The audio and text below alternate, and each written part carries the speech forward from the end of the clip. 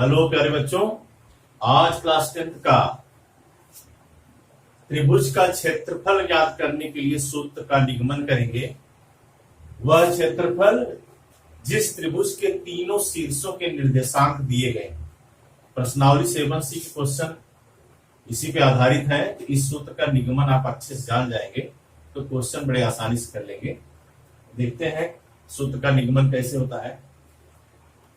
कोई एबीसी एक त्रिभुज है, चित्र बना हुआ है। कोई एबीसी एक त्रिभुज है, तीनों बिंदुओं एबीसी के निर्देशांक दिए गए। ए के निर्देशांक x1 y1, बी के x2 y2 और सी के x3 y3। यह x अक्ष है और यह y अक्ष है। x अक्ष पर a से an लंब डाला गया है, b से bm और c से cn लंब डाला गया है। अब इन तीनों लंब डालने से हमको यह तीन प्रकार के समलंब ज्ञात हो जाते हैं। पहला समलंब है ABML, दूसरा समलंब है ALNC और तीसरा समलंब है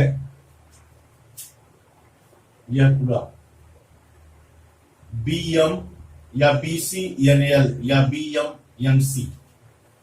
अर्थात ABML प्लस ALNC में से हम BMNC का क्षेत्रफल माइनस कर दें तो हमें ABC का क्षेत्रफल ज्ञात हो जाएगा। तो हम इन समलंब को जोड़ के दोनों और इस BMNC को घटा देंगे तो हमारे सूत्र का फार्मूला हमें ज्ञात हो जाएगा। देखिए कैसे। जैसे हमको यहाँ पे यह OM की लंबाई चूंकि x2 y2 है तो x2 हुआ और MB की लंबाई या BM की लंबाई y2 हुआ और यहां से OL इक्वल टू x1 और AL इक्वल टू y1।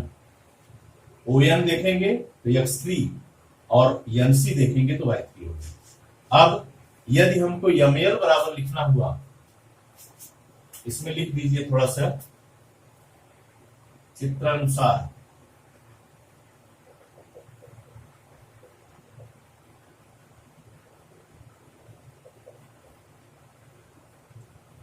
त्रिभुज ABC में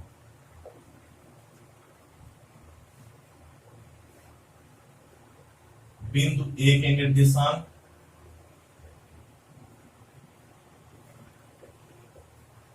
x1 y1, B के निर्देशांक x2 y2 और C के निर्देशांक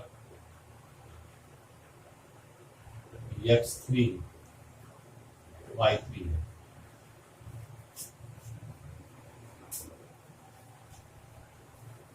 अब ML की दूरी क्या हो जाएगी आपकी? ML इक्वल टू क्या हो जाएगा? x1 minus x2, x1 minus x2। दूसरा LN की दूरी, LN अगर ज्ञात करेंगे x3 माइनस x1 और MN यानी x3 माइनस x2।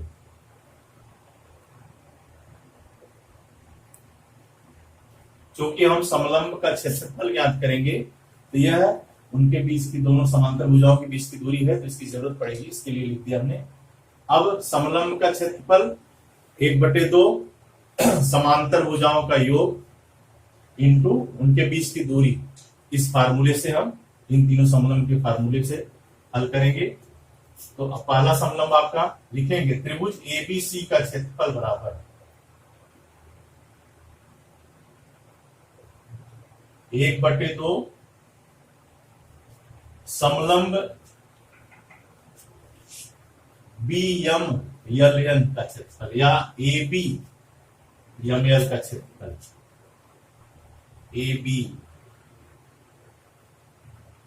ABML का क्षेत्रफल धन 1/2, सॉरी 1/2 तो बाद में लगाएंगे, पहले क्षेत्रफल लिख दीजिए। 1/2 जब फार्मूला लिखेंगे तब ABML का क्षेत्रफल धन दूसरा क्या हो जाएगा? ALNC का क्षेत्रफल एल एन सी का क्षेत्रफल माइनस यह बी एम एन सी घटा देंगे, समलंब नहीं लिखूंगा, समलंब हो जाएगा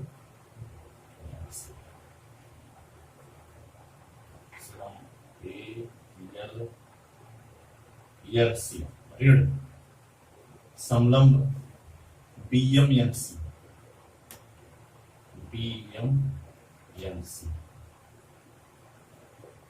का क्षेत्रफल। आप फार्मूला लिखेंगे, समलंब ए बी एम एल हो गया धन समलंब ए एल एन सी हो गया माइनस समलंब बी एम एन सी हो गया।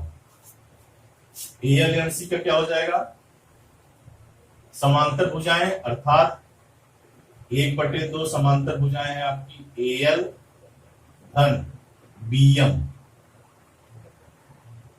इंटू क्या हो जाएगा M L plus A L N C का ए एल धन N C into L N L N minus समलंब बी एम एन सी अर्थात 1/2 बी एम धन N C into M N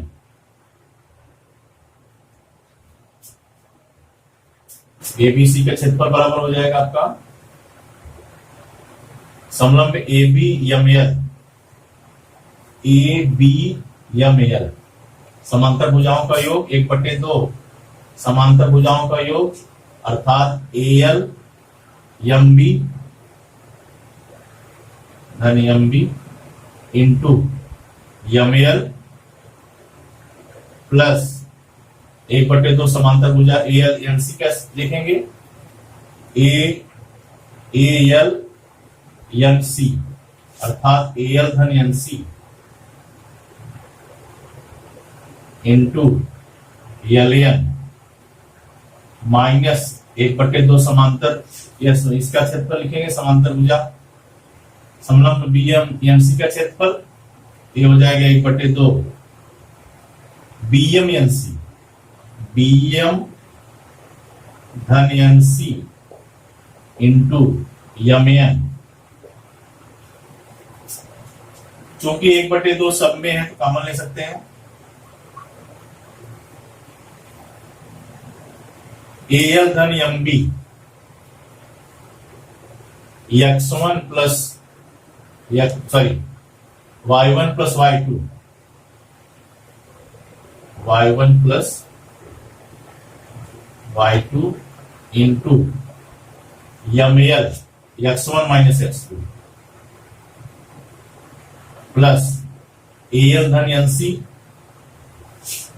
A L धन N C y1 plus y3